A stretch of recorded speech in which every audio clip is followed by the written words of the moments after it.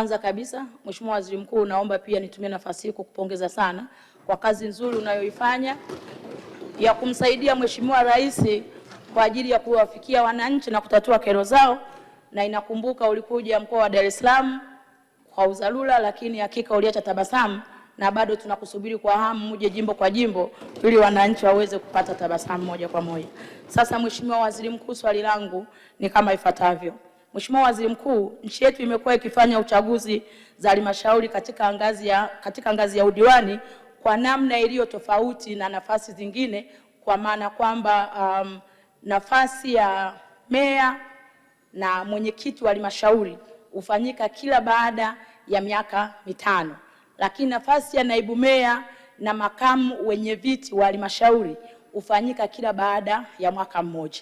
Mheshimiwa Waziri Mkuu, uchaguzi huu wa kila mwaka haujawahi kuziacha salama halmashauri zetu pamoja na madiwani, kwani chaguzi hizi hupelekea misuguano, migongano, na jambo ambalo linapelekea hata utendaji kazi wa madiwani wetu katika halmashauri kuzorota sana, kwa sababu kila baada ya uchaguzi mmoja wao huanza kuingia katika michakato ya kampeni na hivyo shughuli za halmashauri kuzorota. Sasa Mheshimiwa Waziri Mkuu, kwa nia njema ile ya serikali ambapo mmekuwa mkifanya marekebisho kwenye sheria mbalimbali na kanuni mbalimbali, je, serikali haioni umuhimu sasa wa kuleta marekebisho kwa hati ya dharura kabisa ili chaguzi za hawa viongozi ziwe zinafanyika kila baada ya miaka mitano ili kuondoa hii sintofahamu ambayo kwa kweli halmashauri zetu, Mheshimiwa Waziri Mkuu, haziko katika hali nzuri. Asante sana. Mheshimiwa Waziri Mkuu. Mheshimiwa Spika, nakushukuru kwa kunipa nafasi hii niweze kujibu swali hili la Mheshimiwa Lambert Kaiza kama ifuatavyo. Mheshimiwa Spika, Mheshimiwa Agnesta ameleta swali zuri na ni ukweli alichosema, ndio mambo yanayotokea katika halmashauri nyingi.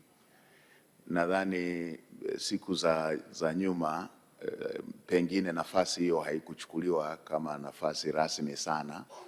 Kwa hiyo ilichukuliwa tu kwamba kwenye kikao kimoja wapo tu kwa urahisi hivi madiwani watakusanyika tu, watamchukua mmoja wapo awe makamu mwenyekiti kwa ajili ya kumsaidia mwenyekiti au makamu meya kwa ajili ya kumsaidia mstahiki meya.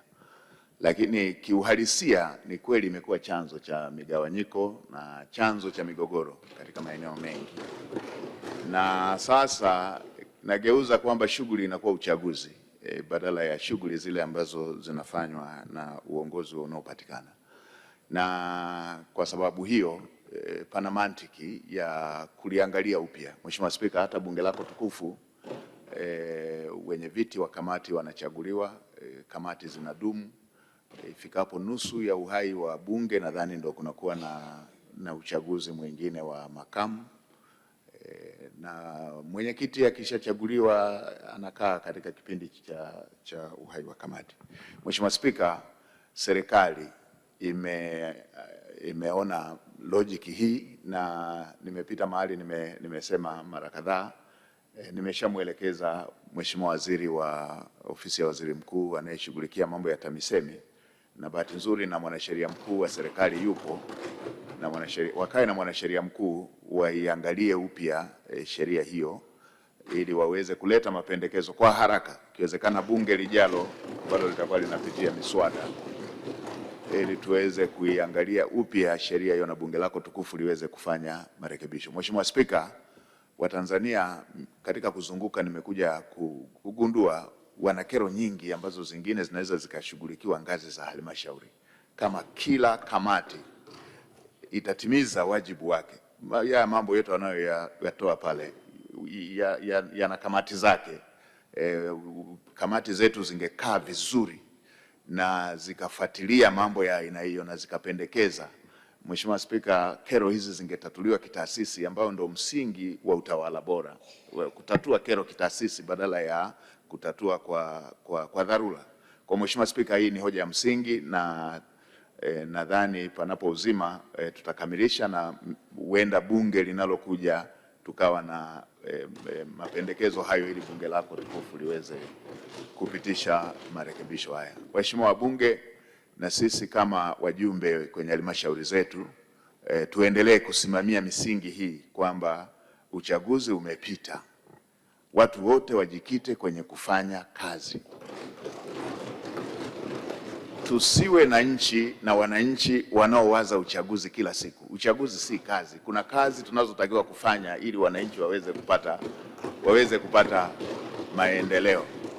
Na nayasema kwa wale makamu ambao kila wakati wanagombea, lakini wapo pia hata wale wenye viti.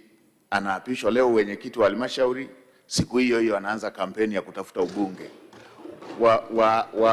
Kila mtu afanyie kwanza kazi nafasi aliyopewa, na ili watu waione kazi,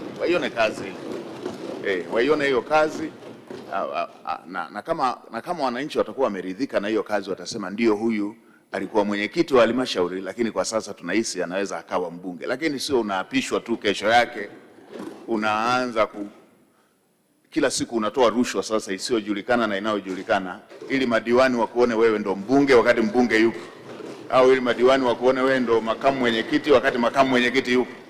Hii si kitu kizuri kwenye nchi ambayo wananchi wake wana kiu na maendeleo, sio kiu ya kubadili mwenyekiti au makamu mwenyekiti ama mbunge.